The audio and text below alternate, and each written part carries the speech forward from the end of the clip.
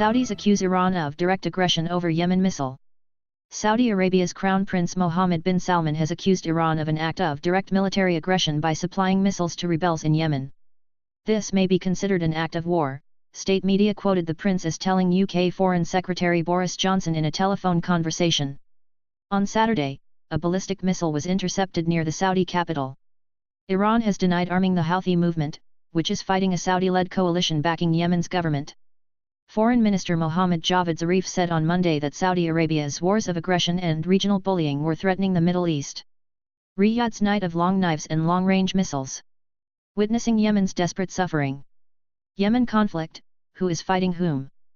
Houthi-aligned media reported that the rebels had fired a Burkan H-2 ballistic missile at King Khaled International Airport, which is about 850 kilometers, 530 miles, from the Yemeni border and 11 kilometers northeast of Riyadh, on Saturday evening. Saudi media reported that missile defenses intercepted the missile in flight, but that some missile fragments fell inside the airport area. No casualties were reported. Human Rights Watch said the launch of an indiscriminate missile at a predominantly civilian airport was an apparent war crime. The official Saudi press agency reported on Tuesday that in his telephone call with Prince Mohammed, Mr. Johnson had expressed his condemnation of launching a ballistic missile by Houthi coup militias and affirmed Britain's stand with the Kingdom of Saudi Arabia in confronting security threats. For his part, the Crown Prince stressed that the involvement of the Iranian regime in supplying its Houthi militias with missiles is considered a direct military aggression by the Iranian regime and may be considered an act of war against the kingdom, it added.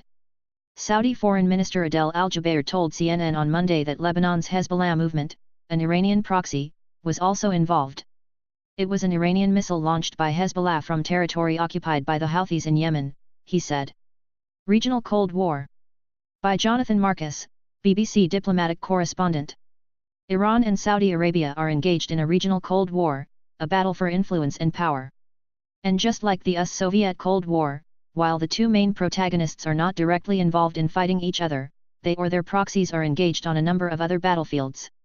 The Saudis went into Yemen to counter alleged Iranian influence, but the campaign has proved a quagmire for the Saudi forces. Iran is in the ascendant in Iraq, where it is a close ally of the Shia-dominated government. And it is winning in Syria too, helping to stabilize and consolidate the Assad regime. Saudi support for Syrian rebel factions has achieved nothing.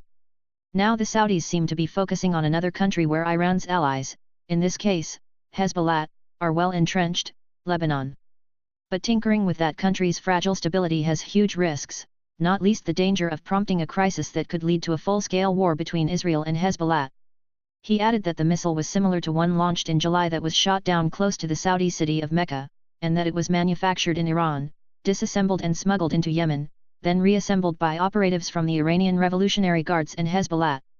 Mr. Jubeir warned that Iranian interventions in the region are detrimental to the security of neighboring countries and affect international peace and security. His Iranian counterpart dismissed the allegation in a series of tweets. KSA bombs Yemen to smithereens, killing hundreds of innocents including babies, spreads cholera and famine, but of course blames Iran, Mr. Zarif wrote. An Iranian Foreign Ministry spokesman earlier said that the missile launch was an independent action in response to Saudi-led coalition aggression and that Iran had nothing to do with it. In response to the attack, the coalition announced the temporary closure of all Yemeni land, sea and airports, but said humanitarian aid could continue to enter Yemen under strict vetting procedures. But the United Nations said it was prevented from sending 2 aid flights on Monday.